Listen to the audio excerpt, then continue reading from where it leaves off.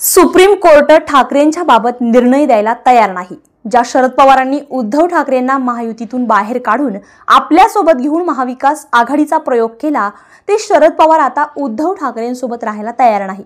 काँग्रेस तर उद्धव ठाकरेंसोबत आधीही आणि आताही जमवून घेत नाही। एकाकी पडलेल्या ठाकरेंना आता सहानुभूती मिळण्याचे चान्सेस जास्त वाढलेले आहेत आणि त्यामुळे जे दिसून येत नाही असं चक्र पुन्हा एकदा फिरू शकतं।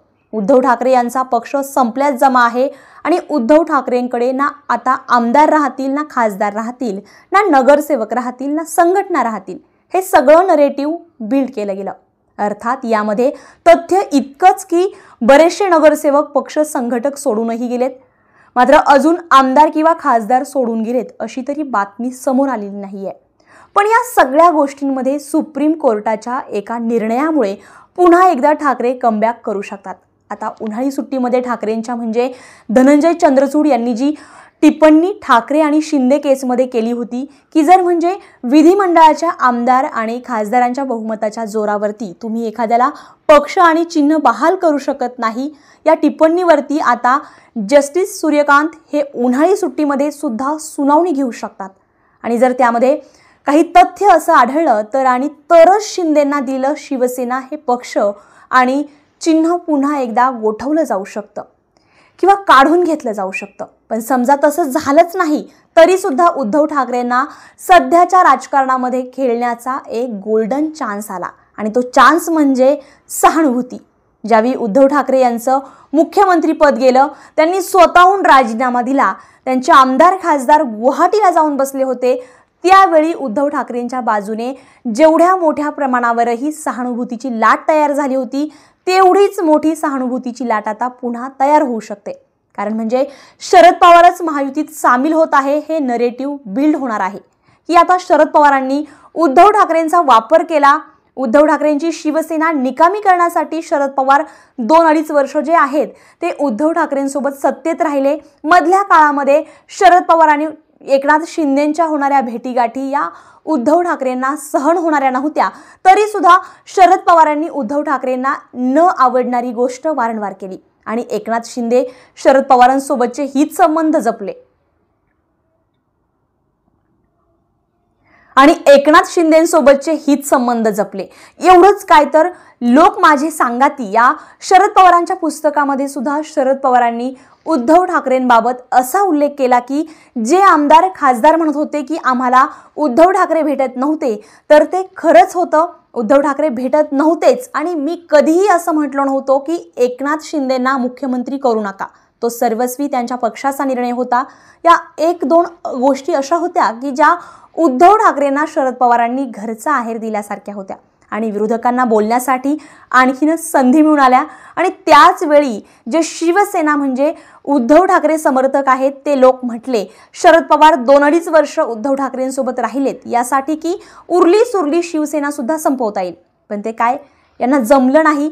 आता जर शरद पवारांनी जे केलेलं स्टेटमेंट आहे, मुळात या स्टेटमेंटमध्ये सगळं काही आलेलं आहे की जर दोन्ही राष्ट्रवादी एक होत आहेत तर त्यामध्ये नवल वाटण्यासारखं काही नाही। याचा अर्थ असा की उद्धव ठाकरे पुन्हा एकाकी पडत आहे आणि उद्धव ठाकरे एकाकी पडणं म्हणजे सहानुभूतीची लाट तयार होणं। तुम्ही लक्षात घ्या, मुंबई आणि बाळासाहेब ठाकरे यांचं नातं काही मराठी माणूस जर मुंबईमध्ये टिकवायचं असेल तर शिवसेनेशिवाय पर्याय नाही। हे सुरुवातीपासूनच बाळासाहेब ठाकरेंनी सुरू केलेलं नरेटिव्ह आजपर्यंत मुंबईमध्ये कायम आहे आणि म्हणूनच उद्धव ठाकरे सोडून मुंबईमध्ये कुणाची सत्ता सहजासहजी येत नाही। पण यावेळी काही बदल होऊ शकतो असं लोक म्हणत होते, पण आता ज्या पद्धतीने सहानुभूतीची लाट तयार झाली आहे, या महानगरपालिका निवडणुकींना काही गोष्टी मुंबईमध्ये सुद्धा बुमरंग होऊ शकतात आणि ठाकरेंच्या बाजूने सहानुभूतीची लाट तयार होऊ शकते। ज्या दिवशी शरद पवार महाविकास आघाडीतून बाहेर पडतील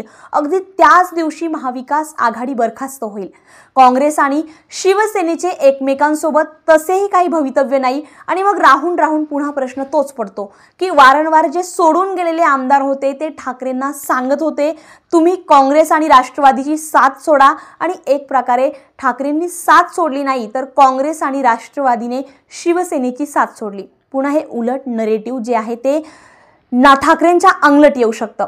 पण या दोन्ही गोष्टींमध्ये एक गोष्ट कॉमन असेल, ती म्हणजे सहानुभूती ठाकरेंच्या बाजूने भूतोना भविष्यती अशी पुन्हा एकदा सहानुभूती निर्माण होण्यासाठी सुरुवात झाली आहे। एकीकडे राज ठाकरे आणि उद्धव ठाकरे एकमेकांना टाळी देतील आणि या टाळीतून जे घडतंय किंवा जे घडू शकतं याचा अंदाज कुणीही बांधू शकत नव्हतं। एकनाथ शिंदेंचा तो व्हिडिओ आजही तितकाच चर्चेत आहे की दोन भाऊ एकत्र येण्यानं काय काय होऊ शकतं। पण राज ठाकरेंच्या काही दिवसांपूर्वीच्या उदय सामंत यांच्या भेटीसोबत, तसेच त्यांच्यासोबतच्या भेटीगाठी, एकनाथ शिंदेंसोबतच्या भेटीगाठी, देवेंद्र फडणवीसांसोबतच्या भेटीगाठी लक्षात घेता राज ठाकरे सुद्धा उद्धव ठाकरेंसोबत आता जातील याची शक्यता तशी फार कमी आहे।